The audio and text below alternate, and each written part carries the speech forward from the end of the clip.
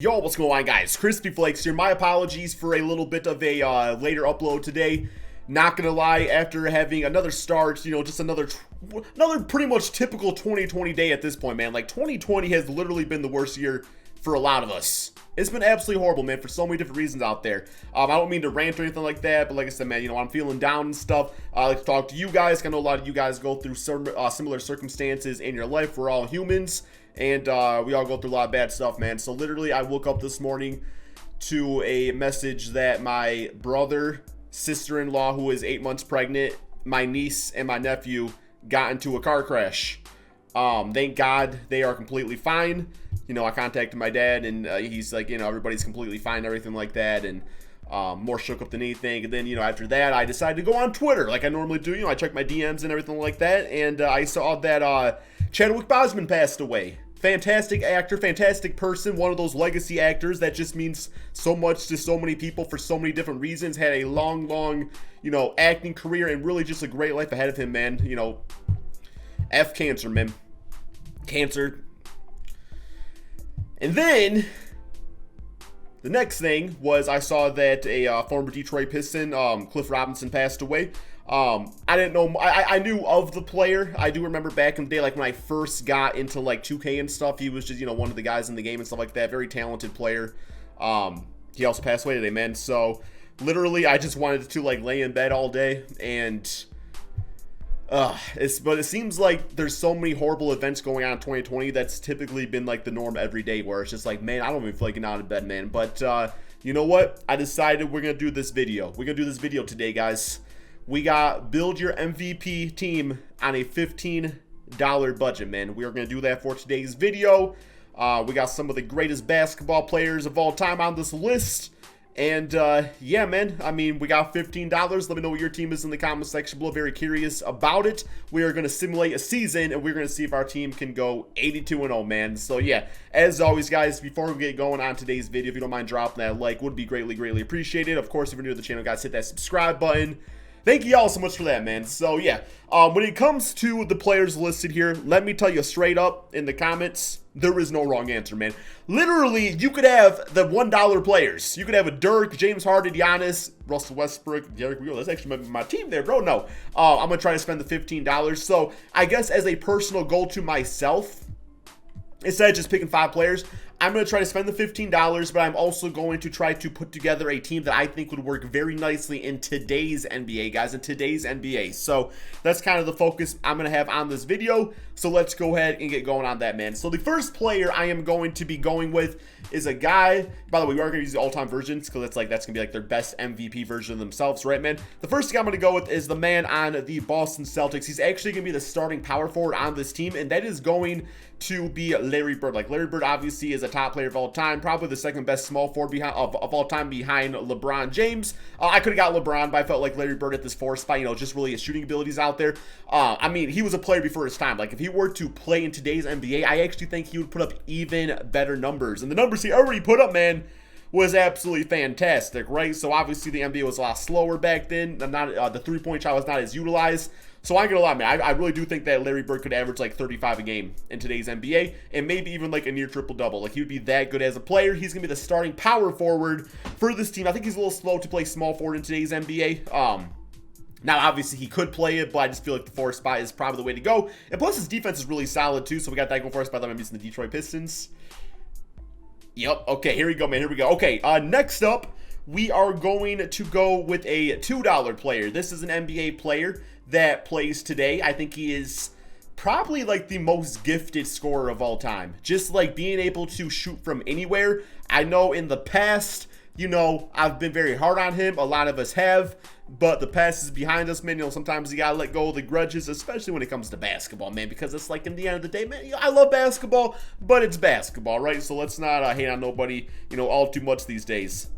Even you, Stanley Johnson, man. You're cool too, bro. No, I'm going to go with the man on the... I'm going to go with the OKC Thunder version, guys. Kevin Durant, guys. Formerly known as bitch-ass Durant. It's actually a word in the... It's not the dictionary now, but like that online dictionary for like... I forgot what it's called, but bitch-ass Durant's actually in there. Urban Dictionary, guys. It's in there. Not proud of it, man. I got one word in the dictionary, and it's bitch ass Durant. But yeah, no, man. Straight up, like, I do wish that when he comes back to the Brooklyn Nets, he'll be extremely healthy, ready to go. You know, thing about Kevin Durant is that he does rely a lot on his size, but also his vertical, his athleticism, to the point where hopefully his lower body injuries does not keep him from doing that. But in his prime, man, like Kevin Durant, I mean, come on, like, literally the full package for $2. There is no way I could pass up on him, especially if I'm trying to build a team for today's NBA. He's literally the perfect small forward. Like, there's not much more you could want than Kevin Durant on your team for somebody that can literally do everything. So yeah, for $2, here we go. Welcome to the team. Okay, next up, we are going to go with another $2 player, guys. I think this guy would literally average 40 points in today's NBA.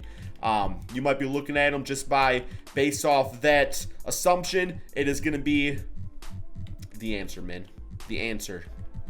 Allen, the answer, Iverson, guys. 97 overall player.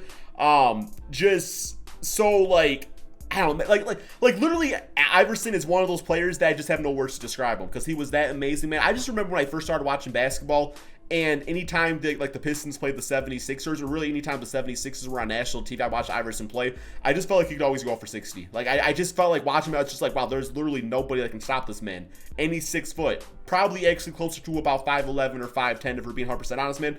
But with the way that the rules are in the NBA today, I really do think that Iverson, you know, would excel. I mean, I really, like, literally, man, like 40 points per game. But also what I like about Iverson is he can be a playmaker. I know, you know, he's one of those players that people say is like a ball hog and stuff like that. But no, man, at the end of the day, Allen Iverson can make plays for others. And that's kind of how the NBA is these days. It's like back in the day, like, you wanted your point guard or you wanted your guard to be able to get other players involved out there. But now it's like, okay, you want your guards to be able to score and then get their, you know, other guys involved out there, man. So that's kind of how we're going to rock out here with Allen Iverson as the shooting guard of this team, but also we'll be handling the basketball a lot too, because next up we are going to go with a $3 player, man. And, you know, if we are building a team for today's NBA and a team that needs to excel based off the rules of today's NBA, I mean, come on, man. You all know who we got to go with. The man on the Golden State Warriors. We got to go with Steph Curry, guys. Come on, man. This guy has literally changed the game of basketball.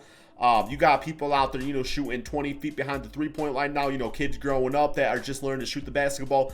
It's even to the point where this man changed in the way that the NBA is played, and really that whole Golden State Warriors offense might even, like, negate the center position eventually. Like, if you cannot shoot threes as a center, you might not find your place on an NBA roster anymore. That's just kind of how it might be going forward, man. But yeah, Steph Curry, him at the point guard spot, you know, Allen Iverson at the 2 spot, because I still want Curry, like, making the decisions out there. Like, okay, like, Iverson, you want yours, go get it, man. But, you know, Iverson obviously can be a bit of a ball hog. Like, I know I said earlier, maybe we shouldn't say that, but no, he can be a ball hog. So I'd rather have Iverson at shooting guard and Curry making the plays for others than having Iverson at point guard and not getting everybody involved to the point where he really should, man. So yeah, and not to mention he was what? He was a $3 player. I mean, I still think Magic Johnson's the greatest point guard of all time, but Steph Curry, I mean, is it safe to say he's the second best point guard of all time? Or is that a little premature? Are we not quite there yet? Man, he's definitely a top 5, right? But, you know, he's going to be on this team. Okay, so how much money is that? That's 3, 4, 5, 6, 7, 8, 9, 10, 11, 12. We got $12 spent. That means we have $3 left, guys. We got $3 left to go for our starting center. And the man we are going to be going with is another absolute steal in this video, guys. It is going to be Tim Duncan at center. So, you know, he actually pretty much played power forward his entire career. There was times where he did run a lot of center and stuff, you know, playing with a lot of different players and stuff, man. But towards the end of his career, you know, this man played till like the age of 40 or something like that, and he was still playing just like great basketball, like 2014, 2015 season. I mean, 14 points, 9 rebounds, 3 assists, 1 steal, 2 blocks per game. Old ass, old head, playing center, man, still dominated. So I feel like we have this prime 98 overall Tim Duncan at that center spot, just locking things down out there. The fundamental, it's like, it's going to be game over. Like, there's no way we are going to be beat, guys. I really think this team could go 82-0, especially because I'm simulating in, like, today's NBA. So if this team loses out there, I'm going to be so damn surprised. So let me go ahead and put them on the Detroit Pistons. Guys, I'm going to go ahead and get a season set up, and we're going to see what this team's looking like. Okay, guys, so here is the team going into the beginning of the regular season. At point guard, we got Steph Curry. 2, we got Iverson. 3, Kevin Durant. 4, Larry Legend. And at the 5, we do have Tim Duncan out there, man. So, yeah, we got one former Detroit Piston, Iverson, although Ironically, like when Iverson was on the team, that was about the downfall of the Detroit Pistons trading away Chauncey Billups. But yeah, system, we got a 5-star perimeter-centric team. Love everything about that. Not complaining one bit. So yeah, let's go ahead, guys, and simulate this season. And I cannot think of a team that could beat us. Like, maybe if, like, LeBron and AD both go for 50 points, I could see maybe the Lakers. But any other team, man, I'm not too quite sure about, man. So let's go ahead and simulate the season. And, yeah, I do want to talk a little bit about the MVP award and what exactly I think it means. Because every single season is... Really, Toronto?! 93? Oh, there's a 93 points! Bro, come on, man! Yo, damn Raptors, bro. Jurassic Park looking bitch asses out there, man. Come on now. Oh, my God, bro. You just extinct my record, my 82-0. 5 games into the season. That's got, oh, Marc Gasol, man. Permanent marker. Oh, man. Pascal, psych 'em, man. Psych. Psych that you beat us. Wow. Yeah, we literally lost.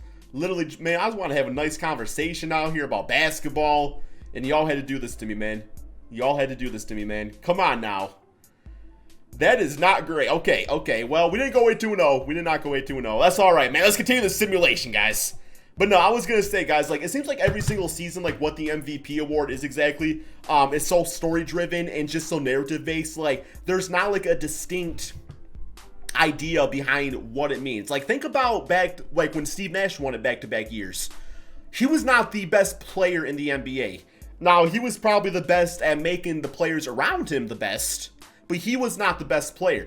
But he was looked down as valuable because you all heard of, like, the Steve Nash effect. Like, the players are that much better because of playing with Steve Nash. But then you look forward to, like, when Russell Westbrook won it, and, you know, he was averaging a triple-double. I mean, that was impressive as hell. So you might say at that time, him averaging that triple-double made him, like, he had the best individual season in the NBA. And then you look at maybe like when like Derrick Rose won it. Like Derrick Rose was the youngest MVP, kind of came out of nowhere, really excelled that Chicago Bulls team. But even at that time, like LeBron was in the league in his prime. So like LeBron was still the best player. But based off, it almost like D-Rose, I don't know, man. It was almost like the MVP / most improved player award combined. I don't know if that makes sense, man. And I don't really know what the award even means anymore. And I really don't even think you can use the MVP award as a way to like rank players, because it does mean something different. And there's so many other times where other guys definitely were eligible to win it. Like back when, like the big argument when Steve Nash won it that second time, and I think it was the 2005-2006 season, a lot of people said that Kobe got snubbed. Like Kobe should have won that MVP award, right? And yeah, I think Kobe has one MVP, right? And he's somebody that's one of the greatest to ever play the game of basketball. So it's weird to say, because like if you have like an all-time ranking list, Kobe is way ahead of Steve Nash. I love Steve Nash, man, but Kobe Bryant is way ahead of Steve Nash. But Steve Nash got more MVPs. So how do you really even like decipher that award, man? I don't really know. Wow, I was not even paying attention. We went 76-5? Y'all let me know in the comment section below, guys. You go do this challenge right now, and you let me know what your team is and how well your record was, man. It's unbelievable, man. 76-5, lost to the Clippers. Who else we lose to? We lost, well, All-Star game don't count. We lost to the Cavaliers. Toronto literally got me again, man. They got me 2 times. They literally got me 2 times. That's crazy. Okay, okay, we lost to Toronto. Okay, I'm only seeing, okay, 1. I'm literally only seeing, okay, 2. Oh, I think the Clippers got us twice, too. Okay, the Clippers also got us twice there, man.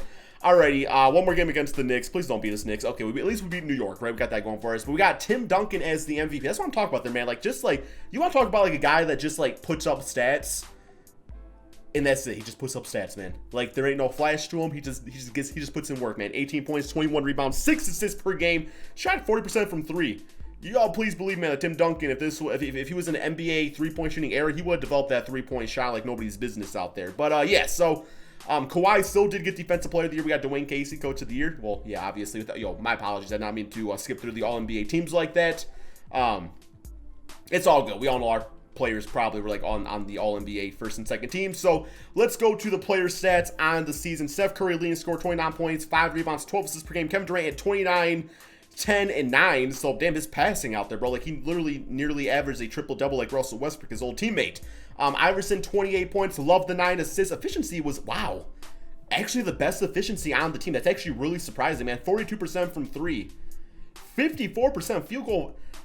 But I mean, like the way Iverson was putting up stats, like he was putting up stats on teams that like his Philly days, like there was not really a lot of good players on that team, man. So imagine having these guys out there. It's like you could not double team Iverson. Like you got to play one-on-one, and it's game over, man. Your ankles are cooked at that point. 26, 12, and 11 for Larry Bird. Literally did average triple-double, like I think I did predict. And then Tim Duncan, we do know his stat line. We got some other guys out there just in case other players fouled out. Yo, somehow Greg Monroe made himself back onto this team. But yeah, man, looking pretty damn impressive out there. Let's get these playoffs. See if we can at least sweep the playoffs, right? So first round, Atlanta Hawks. I cannot imagine us losing the playoffs. But then again, we got Toronto. Then again, the 8th seed Atlanta Hawks. Always one of the most deadliest teams in this game for whatever reason, man. Like, they literally could beat us. And 2K would just be okay with that. Okay, at least we don't got to deal with Toronto. We do get to the Atlanta Hawks 4-0 close out looking like this. Triple-double. We got 28 rebounds for Tim Duncan out there. Jeremy Lin dropping 2 points. Very nice. Very impressive. Triple-double for Kevin Durant. Yo, that was almost the craziest triple-double of all time for Tim Duncan. Okay, next up, Milwaukee Bucks. Simulate rounds. Giannis could very well win MVP again. I don't think it's been announced yet. They've just kind of been like announcing awards randomly this season. Like I tweeted something saying like last year they had like some big huge awards to show, and now it's like for the defensive player of the year they just kind of randomly announced it at like 4:37 p.m. on a Tuesday saying Giannis was it. I just thought that was kind of funny. Like obviously I know there's like a pandemic going on and stuff, so but I thought they would have done like a bubble award show or something like that. But I don't know, man. I don't mind them just randomly announcing it if I'm being quite honest. We did sweep the Philadelphia 76ers 4-0, 43 for the man Steph Curry out there, okay?